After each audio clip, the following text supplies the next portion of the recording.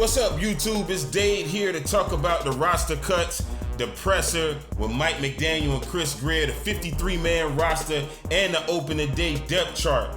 The Miami Dolphins had to have their rosters trimmed down to 53 by 4 p.m. yesterday. They did that as well as all the other teams around the league, meaning that literally over 800 players just became available for the pickings. Teams had until noon today to claim them. Hopefully we've been active. Y'all know Chris Greer is the waiver wire king, so I'm pretty sure he has been. And vested veterans, which are players with a minimum of 4 accrued seasons played, they'll be free agents immediately and are able to sign with any team that they want to sign with. And the league also added another wrinkle to the rules to where teams can have 6 veterans with no limit on the amount of accrued seasons that they have. So let's be on the lookout for that. There may be players that we can add, that we can, that are in that situation. We put Byron Jones on the PUP list, meaning that he's gonna miss at least the first 4 games of the season. So we're gonna need either Nick Needham. I don't know. Hopefully it is Nick. I think Nick can man the job. I ain't even worried about, if he can handle it on the opposite side of Xavier Howard. We've seen what Nick can do. Nick, we need him right now for the first game against the Patriots. I think he can handle that. If not him, Elijah Campbell, he can do it. Kader Kohu, I got confidence in. So we straight as far as the cornerbacks going into the first couple games. What I'm mad about is there was players that we cut that I wanted us to keep, which I'm gonna talk about next. I watched all 3 preseason games. There were players that I feel like they gave it their all. They made plays. Port Augustine's one of them, and I think we could have sacrificed a few of the veterans. Like, I know we added Melvin Ingram, and I know what Melvin can do. I know that Melvin is a real good rusher. Don't get me wrong. But I think Port Augustine we would have been better off getting rid of Melvin and keeping Porter at that spot. He's younger. Look at the motor, man. The motor that I seen in preseason, I feel like he could get to the quarterback. We need to work with him a little bit more, and I feel like he can get to the quarterback. I hate to wish bad on the player. I don't want him to get claimed. Like, I hope other teams overlook him, and maybe, he can go cleared and we can add him back to the practice squad. Port Augustine, I'm rooting for you, my dog. I seen what you did in the preseason. I'm hoping that we can add you back. You can't keep everybody. I mean, there were some tough decisions that had to be made. We had to get to 53. Like I said, I hope we could bring some back and add them to the practice squad. Most of the reporters, I thought, asked some good questions, and when they interviewed Chris and Mike, here's what they had to say about the cuts. We feel good about the roster. We were actually talking about that, and the guys that have been here, myself, Marvin, Brandon, and the scouts, we were actually talking about how difficult the cuts were here for us, and a couple guys that we were battling on at the end here, and just trying to make the right decisions for the team. So we feel there's some players that got released that will be on NFL rosters, which is always a good thing. That wasn't the case here, for a while, but we felt we've been building it up, and we feel good about the roster and excited for what it could be in the future. And now we 15th in waiver wire priority when it comes to the list. So we have a decent chance to grab some of the players that were cut that we're interested in, from other teams, but we got other teams in front of us. Jacksonville in front of us, the Lions, the Texans, the Jets, Giants, Panthers, Bears, Falcons, Broncos, Seahawks, Commanders, Vikings, Browns, and the Ravens. They're all in front of us in the waiver wire. I wonder what the Jets, might do. I'm wondering what Joe Douglas is going to try to do as far as their defense and who they might acquire. Hopefully no one that we're looking at, no one that we want. They're 4th on the waiver wire, so they can actually steal players that we might be targeting. So, we gotta have that poker face right now. I thought it was interesting that they asked Chris about the league punishment from the Flores case. Y'all know we lost one of our draft picks. We had two, and this changes a lot. This changes a lot because you listen to the fan base. Like I said, a lot of us are split. We're kind of split on Tua. You know, there was a guy who commented on one of my videos saying that we're not split, but I think we are kind of split. I think half the fans want to roll with Tua, the other half they not sure. And I just really believe that those two first round picks we had next year, there's a chance we might have moved on. We might have been holding those just in case we're thinking of moving on from Tua and going after maybe CJ Stroud, going after another quarterback next year using those two picks. Now that we don't have those, that kind of changes our approach. That changes maybe the mindset. So, they pretty much, Chris gonna answer the question like he always does. We're moving on. We're not worried about it.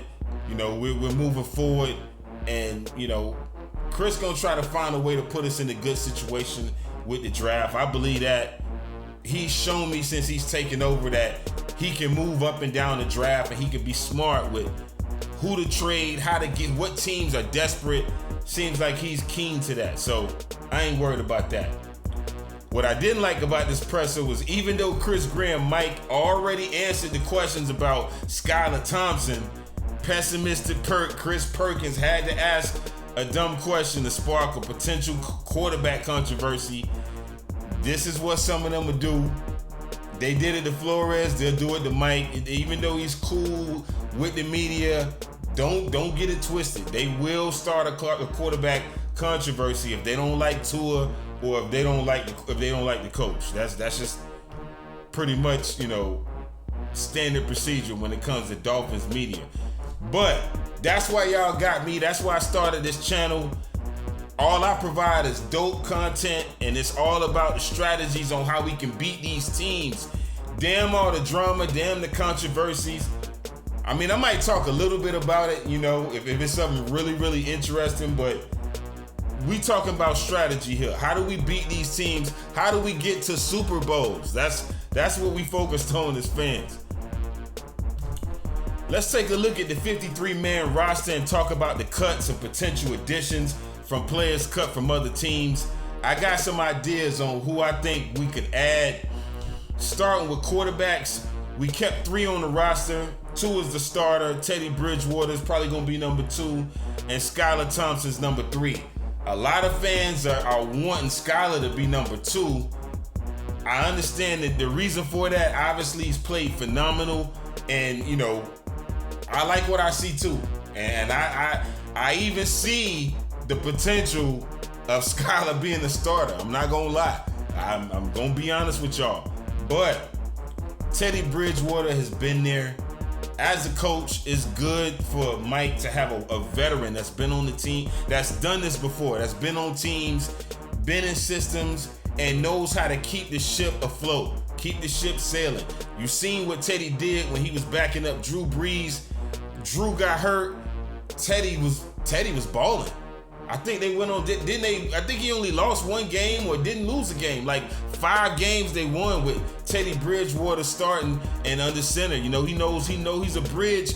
He's a bridge over troubled water. He's a bridge over troubled water.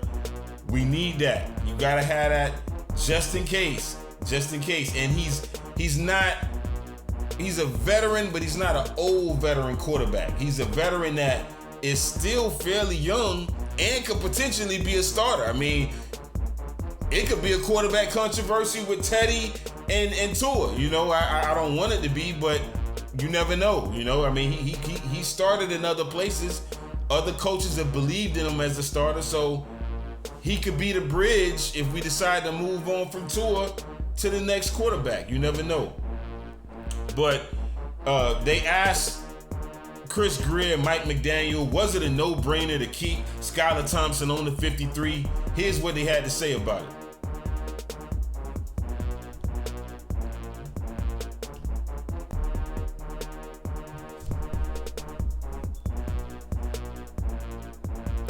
They know what's up. They know they better not put Skylar on the practice squad because he's gonna get plucked from another team, guaranteed. So, you know, we're not in the business of being stupid. You know, we got good heads on our shoulders here. We got our minds thinking in the right path. We're not gonna do that. But if we decide to move on from Bridgewater and make Skylar the number 2, maybe we can still add a number 3 that we can have compete with Skylar. Maybe somebody like Kellen Mond, who was cut from the Vikings, or quarterback Ian Book, who was cut from the Saints. Maybe we could put them on the practice squad. And next preseason, have them battle it out with Skylar Thompson to see if Skylar can keep it going. See how much better he's gotten. Running backs, we kept 5. I'm not happy about how we handled this running back situation. I'm still not satisfied with our running back room. I mean, we kept Salvin Ahmed. We know that Chase Edmonds and Raheem Mostert is going to be 1A and 1B at the running back spot. Myles Gaskin, we kept again. He must be good. Myles, you must be good, dog, because 2 coaches decided to keep you on the squad. You're doing something right. Even though I don't like the fact that you're not using your stuff arm, you're not separating from defenders to take it to the house. I don't see nothing special. You got to show me something special this year, man. I'm not seeing it. We waived Jared Dokes. We waived Sony Michel, and we waived Zaquandre White. We waived our power runners. Why waive our power runners? We need a power runner. We should have kept Zaquandre White. I think, like I said, he got taken to the house ability. Possible taken to the house ability. Sony Michel, I could see us cutting him, but I feel like we should have only released him if we're gonna keep Jared Dokes as a power runner. Obviously, we didn't see what we needed in Jared Dokes. I thought the last preseason game he played all right. I thought he did his job as a power runner. I don't see what the problem was, but they cut him. So we still have that same issue that I don't like. I know I'm nitpicking, but I just don't want a whole bunch of running backs at the same weight class. Some of them, they more or less can do some of the same things. I want different body types. I want different skill set of runners that do different things. I think it was smart that Shula, even Bill Belichick, they intentionally do this. Look at the Patriots running back room. Ramondre Stevenson, the power runner. Belichick, keep him a power runner on the roster. Antoine Smith, when Brady was first entering the league, he had a power runner he could lean on. Then they got clock killing Corey Dillon as their power runner. Come on, man. Lawrence Maroney, LeGarrette Blount, they keep power runners on the team. Chris, get us a power runner on this squad, man. Get us a power runner. I like the fact that we got Alec Ingold at fullback. I think John Lovett must have got cut or plucked because I see him on the Panthers practice squad, so looks like they might have added him. Man, I think John Lovett had potential, man. He had potential to be a Wildcat player for us, a Jim Jensen clone possibly. I talked about that in other videos, but the coaches have a different plan.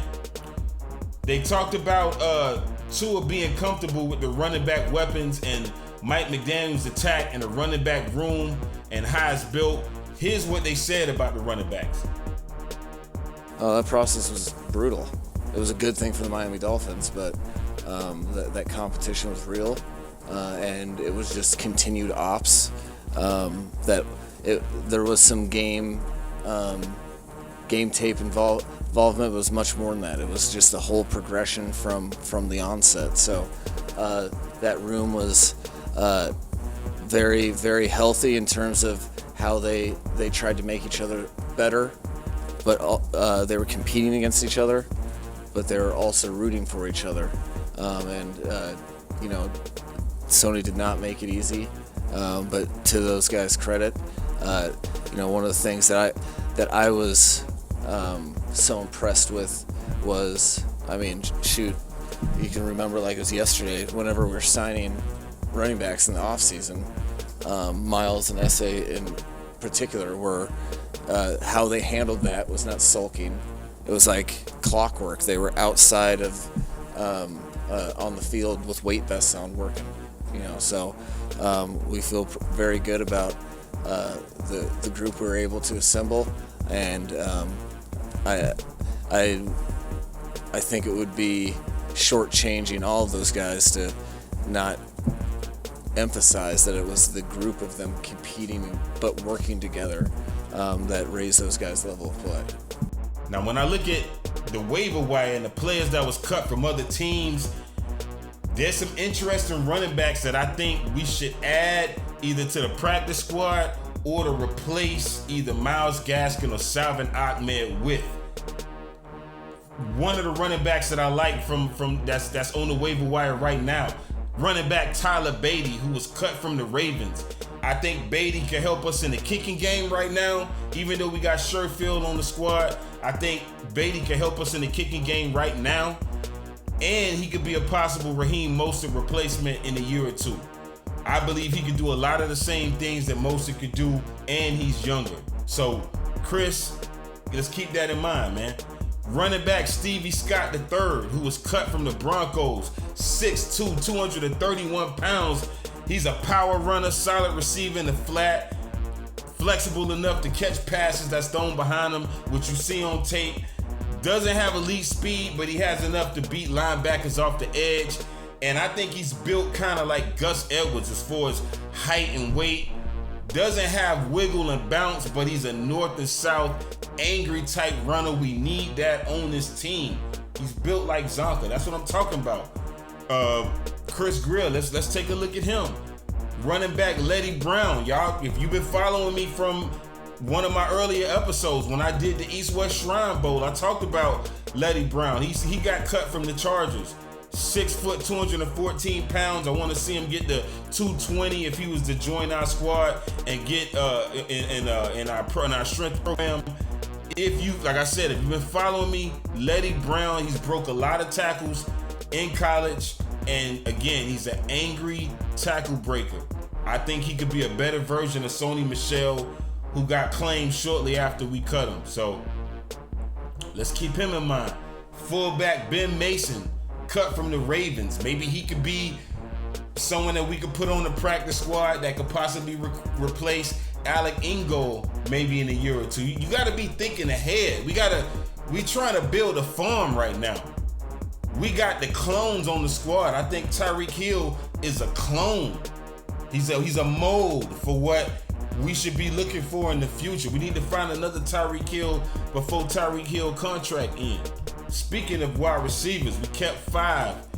Lynn Bowden Jr. got waived. River Craig Carafe, he got released. Braylon Sanders got released. He might be added to the practice squad. Mohamed Sanu got released. I'm glad we cut Mohamed Sanu. I don't even know why we added Mohamed Sanu.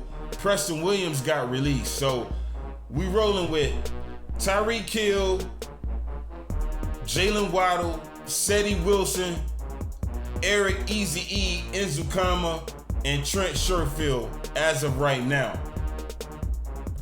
And Lynn Bowden Jr., he cleared waivers. I think we should try to add him back to the team on the practice squad. Tight ends, we kept 5.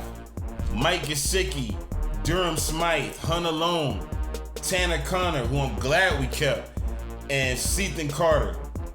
Now, they talked to Chris Greer and Mike about Gesicki's contract, which I'll talk about in another video. But here's what they both said about that, about the trade possibilities and all of the rumors that we've been hearing. Here's the clip. And now I appreciate it. I'm glad you asked it, Barry. Like, for us, we did not make any calls on Mike. We had calls from 2 teams that reached out to us about Mike. We never made any phone calls about him. We were always, Mike was going to be here, and I think everyone made a big deal about him being on the field. But Mike's a competitive kid, he's been challenged to do some things he, hadn't been asked to do before, and he stepped up. And we were talking about the other day how last couple of weeks, he's made some great strides in that area. So for us, it was never about moving him or us trying to. Teams called asking because he's a good player, and so for us, you guys have heard me say it for years. I'll always listen. It doesn't mean we're going to do anything, because I think that's negligent if we don't, because you never know what kind of deal someone's going to offer you on someone.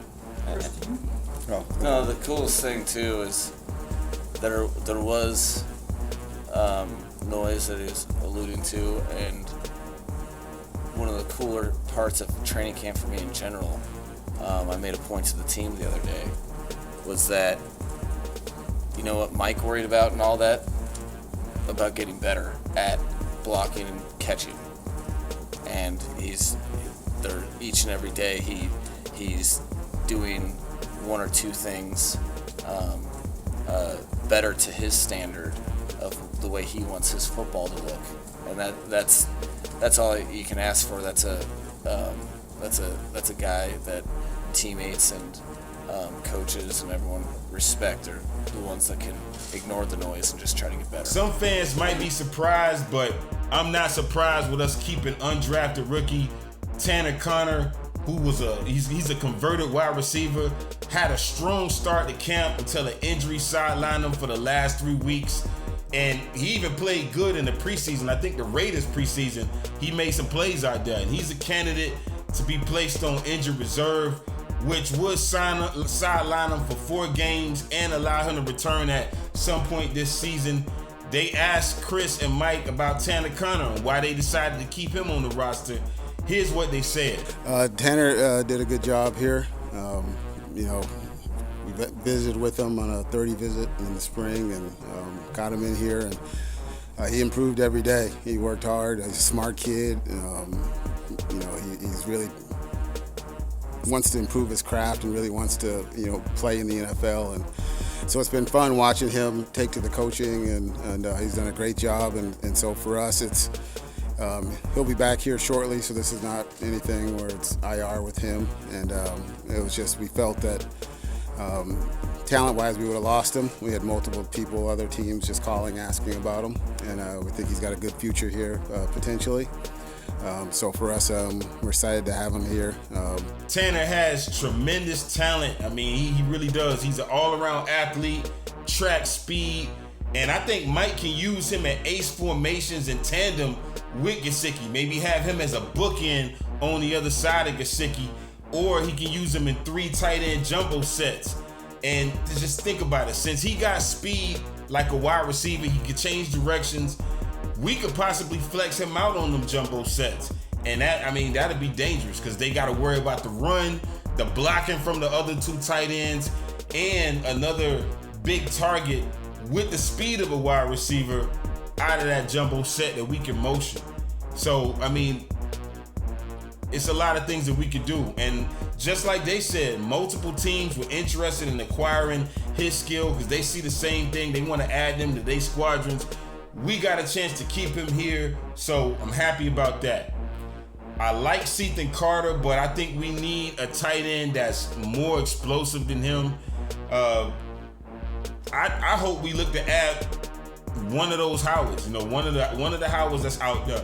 Tight end O.J. Howard, who got released by the Bills, or maybe tight end Bug Howard, who also, has wide receiver skill set.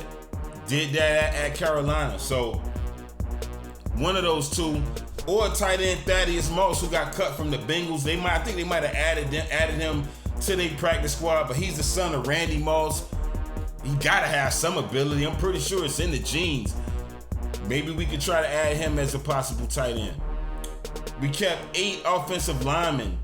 We waived Blaze Andrews, Larnell Coleman. I don't like that we cut Larnell. I thought Larnell played well enough and blocked well enough. All our quarterbacks had protection when the 2s and the 3s got in there. So I think Coleman did a great job, but he got waived.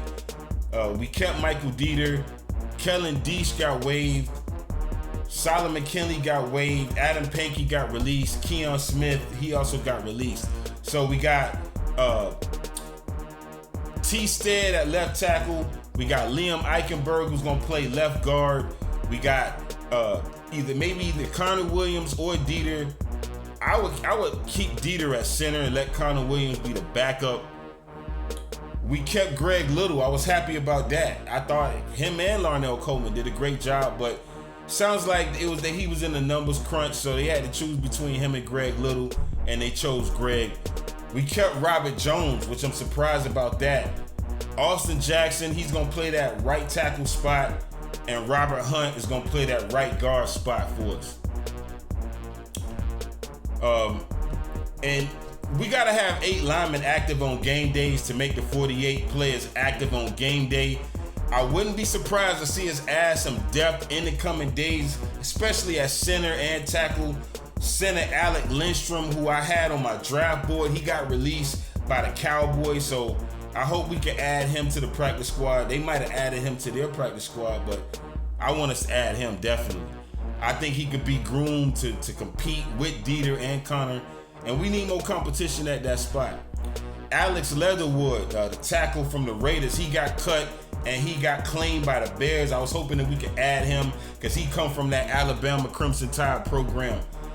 Defensive lineman, we kept 5. I was mad that we cut Owen Carney Jr. I felt like he has potential. We should have kept him on the practice squad. We kept Raekwon Davis. I don't know why the hell we kept John Jenkins. I felt like Benito Jones could have. He's younger, and I think he could be more productive at that spot. But for some reason, we keep adding John Jenkins. I mean, I know why. He's a big guy. He's big. He's good in the run. I just think Benito Jones has a future, man. But he got cut and he got cleaned by the Lions. The Lions saw it too. Shout out to you, Benito, for putting in that work this preseason. You should have stayed on this squad. Emmanuel Ogba's gonna do what he does. Now, Scott, we waived Zach Siller, who we need to give Zach Siller a contract. Ben Stilley made this squad as a defensive lineman in the interior. Christian Wilkins, of course. Linebackers, we kept 9. We waived Cameron Good, who we drafted. I don't know why we waived him. Hopefully he gets cleared and we can add him to the practice squad. Port Augustine, we waived. I'm mad about that. I got a problem with that. Darius Hodge, I think Darius Hodge could have made the squad. Melvin Ingram, I know why we got him as a jack rusher. Someone who's going to be able to spell Ogba, and keep us fresh in that rotation. Had that NASCAR Miami Grand Prix rush off the edge. I know, but I feel like Port Augustine he's the future. He could have been the future. Brennan Scarlett, I'm glad we released. And Shannon Tindall, I hope he gets in the starting lineup at some point. I hope he makes the rotation. Defensive backs, we kept 10. Cornerbacks, Elijah Hamilton, we waived, but we kept Elijah Campbell as a safety who can play corner. May even beat out Nick Needham. I don't think he will, but I mean, he got himself a pick last game against the Eagles, a pick 6 at that. I mean, and he got more speed than Nick Needham. I don't know, but I want to see Nick. I think Nick deserves to be on the other side of Howard, but we got options. Kader Kohu made this team. Keon Crossan made this team, got hella speed. We cut D'Angelo Ross. He was injured also.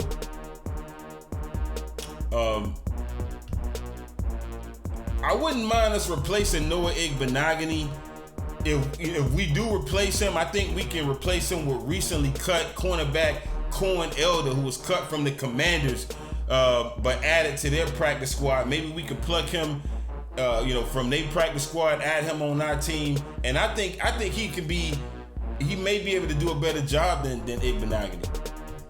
Safeties, Elijah Campbell, like I said, he could play safety or corner. Clayton Fejedelem, who